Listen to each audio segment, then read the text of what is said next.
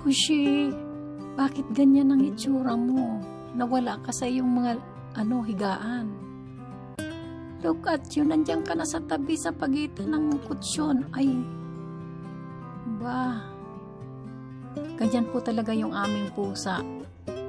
Wala siyang pakialam. Minsan acrobatic siya, minsan kung kahit ano, basta makatulog siya, okay na sa kanya. Kagaya niyan, wala na siya doon sa higaan niya. Ayan yung higaan, pero andun siya sa sulok. Sa sulok ng upuan. Nakahiga comfortably. Ay, nakakatuwa itong alaga kong ito.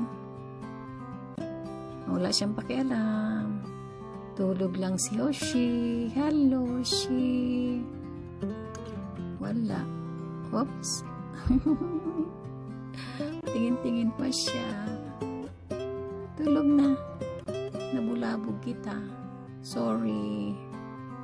Oops. He's so nice. So cute naman. Stress reliever. My baby. Our baby at home.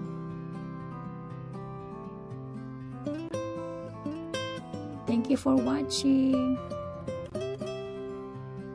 O, diba? Nakakatuwa siya, o. O, diba? Wala siyang pakialam. Basta matulog siya.